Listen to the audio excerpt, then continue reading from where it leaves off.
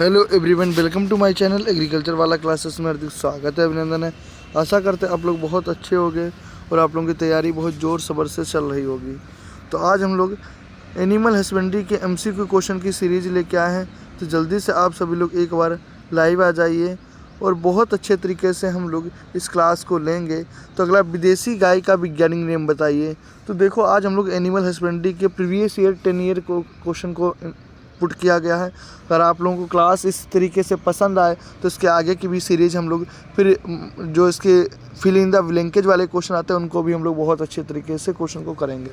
अगला, विदेशी गाय का साइंटिफिक नेम क्या होता है? बॉस टारस होता। तो हम चारों ऑप्शन का पोस्टमार्टम कर देते हैं। तो ओबिस एरिस किसका होता है आप लोग बताओ? केप्रा हिरकस किसका होता है? Bos indicus. तो देसी गाय का हमारा मतलब इंडियन गाय का हमारा नाम बॉस इंडिकस होता है और विदेशी गाय का बॉस टारस होता है। ओबिस एरिस भेड़ हो गया, केप्रा ओबिस एरिस और केप्रा हिरकस आप लोग बताओ साइंटिफिक नेम किसका होता है। अगला है, विश्व में सबसे अधिक दूध देने वाली गाय कौन सी है? तो विश्व में सबसे अधिक दूध देने वाली गाय होलिस्टियन फ्रीजियन होती है। कौन सी होती है? होलिस्टियन फ्रीजियन होता है। मेरिनो एक क्या है? मेरिनो एक संकर नस्ल है जो भेड़ की है तैयार करके। संकर क्या होता है? हाइब्रिड वेराइटियाँ होती जो दो का आपस में क्रॉस करा के जो वेराइटी डेवलप होती जाती मतलब प्रजाति। कौन सी संकर नस्ल नहीं है? तो मेहसाना एक हमारी क्या है? संकर मुर्रा, नीली रावी, मेहसाना, टोडा। तो ये क्या सब भैंस की प्रजाति हैं। कौन प्रजाति का मतलब होता है कि वेराइटियाँ अलग अलग टाइप्स की। निम्न में से किस जाति से मोहियर प्राप्त होता? तो अंगोरा नस्ल की जो होती है बकरी। कोई ए भी क्वेश्चन आता है, अंगोरा क्या है? अंगोरा एक बकरी है।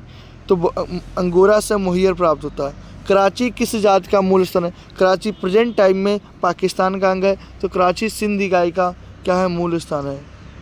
अगला है, निम्न में से कौन सी संकर नस्ल नहीं है? तो अभी आपको बताया मेहसाना संकर नस्ल नहीं है। अगला हमारा क्वेश्चन है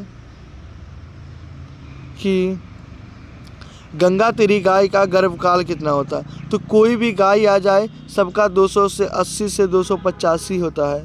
सबका 280 से 285 होता है। वहीं पे अगर हम आगे बात करें कि 305 दिन किसका होता है? तो 305 दिन हमारा किसका होता है? भैंस का होता है। साहीवाल गाय का मूल स्थान कहाँ है? तो पाकिस्तान का मांटगोमरी ज़िला। साहीवाल का मूल स्थान पाकिस्तान का मांटगोमरी ज़िला। अगला क्वेश्चन हमारा, हरियाणा गाय का किसी भी गाय का आया तो हमने बता दिया ऑप्शन 280 से 285 दिन वाला लगा देना। 280 दिन। भेड़ के मांस को क्या कहते हैं? बिल्कुल राइट आंसर, बहुत अच्छा क्वेश्चन है। भेड़ के मांस को अभी आपको हम इंपॉर्टेंट पॉइंट भी डिस्कस कराएंगे, टेंशन लेने की बात नहीं। भेड़ के मांस को हम लोग मटन बोलते हैं। क्या? भेड़ के मांस को मटन बोलते हैं। अच्छा, फ्रीजियन गाय का मूल स्थान क्या है? फ्रीजियन गाय हमारे हाईलैंड है। क्या है? हाईलैंड है। फ्रीजियन गाय का मूल स्थान कौन सा है? हाईलैंड है। अगला हमारा, निम्न में से किससे पश्मीना प्राप्त होती है? तो पश्मीना हमारा चेगू से प्राप्त होती है। किसके? चेगू से प्राप्त होती है। अगला क्वेश्चन हमारा है, मेरिनो भेड़ का मूल स्थान क्या है? तो मेरिनो भेड़ का मूल स्थान हमारे से कोई पूछे तो क्या बताएंगे? Spain is the right answer है, स्पेन। गुरेज भेड़ का मूल स्थान क्या है? भारत। भारत। कहो ना मुझे भारत से प्यार है, कहो ना मुझे तुमसे प्यार है ना, कहो ना मुझे तुमसे दिल लगी। अगला, हरियाणा गाय का वैज्ञानिक मतलब किसी भी इंडियन गाय में आ जाए तो सबका आप लोग बॉस इंडिकस लगाना और उसमें आ जाए तो बॉस टारस लगाना। अगला, बकरियों का गर्भकाल कितना होता है? 145 से 150 दिन इधर राइट आंसर होता है। आप लोग बहुत ज़्यादा इसकी टेंशन मत लो। अगर आप लोग हम पे विश्वास करते हैं, इतना बड़ा आप लोगों ने चैनल को किया है, मोनेटाइज भी चैनल हो गया, तो वो आप लोगों के प्यार और सपोर्ट के लिए बस आप लोग इसी तरीके से हमारे क्लास को शेयर करते रहें दोस्तों के पास। देखो धुआं धुआं मचा देंगे। अला, किस भैंस के दूध में वसा प्रतिशत अधिक पाया जाता है? तो भदावरी एक ऐसी हमारी भैंस की है जो जिसमें सबसे अधिक वसा पाया जाता है और 13% मतलब 8.5 के करीब कुछ बसा पाया जाता है। आप लोग इसको कमेंट करके आंसर दो, मुझे क्लियर याद नहीं रहा। अगर आगे क्वेश्चन आएगा तो मैं क्लियर बता दूंगा। भैंस का गर्भकाल कितना होता है? तो 305 से 310 दिन आ जाएगा। अगला है, भारतीय गाय की नस्ल इसमें दूध सबसे अधिक मात्रा में पाया जाता है तो कौन सी होती है? साहीवाल या हमारी भारतीय गाय है। और होलिस्टियन फ्रीजियन कौन सी हमारी विश्व की होती है? अच्छा, अंडे में कौन सी प्रोटीन पाई जाती है? आप लोग जल्दी से कमेंट करके बताओ। अंडे में कौन सी प्रोटीन पाई जाती है? तो अंडे में एल्बुमिन प्रोटीन पाई जाती है। कितने परसेंट पाई जाती है? तो 13%। अगला कितना राइट आंसर है गया? मुर्गे के मांस को क्या कहते हैं? तो मुर्गे के मांस को चिकन बोलते हैं। कहते हैं चिकन दे दो भाई, चिकन कितनी गंदी होती है, चिकन दे दो। बेल खरीदते समय उसकी औसत आयु होनी चाहिए। तो बेल खरीदते समय उसकी औसत आयु कितनी होनी चाहिए? 4 वर्ष होनी चाहिए। कितनी होनी चाहिए? 4 वर्ष होनी चाहिए। अगला, बछड़े का बंध्याकरण करते हैं। बंध्याकरण को क्या कहते हैं हम लोग? बंध्याकरण कहते हैं। स्टेरिलाइजेशन को हम लोग क्या?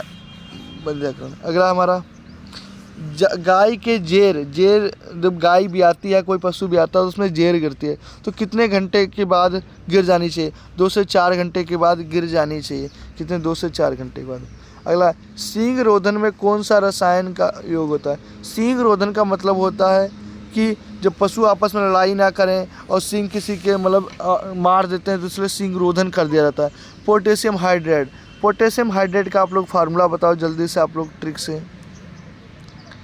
निम्नलिखित में कौन से दलहनी चारा ने? अच्छा, दलहनी चारा है तो ज्वार हमारा क्या दलहनी है? नहीं है। मक्का भी दलहनी नहीं, जई भी नहीं है, बरसीम। तो आप लोग ज्वार का साइंटिफिक नेम क्या होता है? सोरगम बाइकिलर होता है। मक्का का साइंटिफिक नेम जिया मेज होता है। बरसीम का ट्राइफोलियम अलेक्जेंड्रम होता है। आप लोग जई का कमेंट करके बताओ।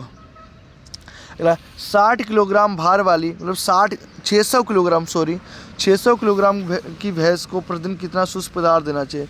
तो 18 किलोग्राम प्रतिदिन देना चाहिए। निम्नलिखित में कौन सी खली सर्वोत्तम होती है? तो अलसी की खली हमारी क्या होती है? सर्वोत्तम होता है।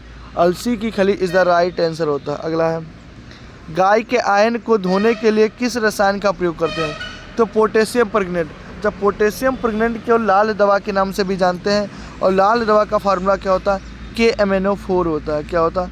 KMNO4 होता है। अगला, पशुशाला में पशुओं को बांधने की सबसे अच्छी विधि क्या है? तो बताओगे पूंछ से पूंछ की विधि है।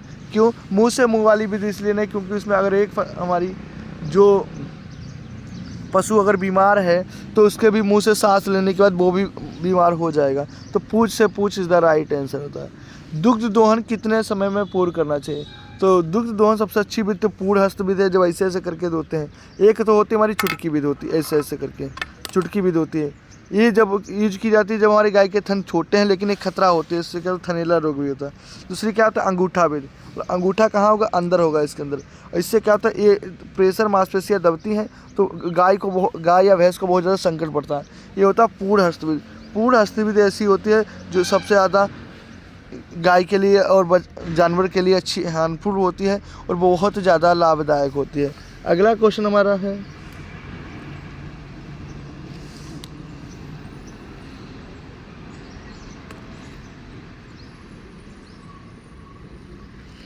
आप लोग जल्दी से राइट आंसर इसका बताओ। मैं जब तक पेन उठा लूँ, पेन गिर गया हमारा। ये हमारे पास पेन है, आप लोग देख रहे होंगे पेन से लिखाई होती है ना, ऐसा हाथ से नहीं लिख सकते उस पर। तो 7 minute is the right answer था। अगला, मीठी दही में अम्लता कितने प्रतिशत होती है? अम्लता 0.7 होती है। कितनी होती है? 0.7 मतलब 70 कह सकते हैं। अगला, ताज़े दूध में अम्लता की प्रतिशत मात्रा कितनी होती है? तो ताज़े दूध में अम्लता की प्रतिशत मात्रा 0.11 से लगाकर 0.14 होता है। ओके।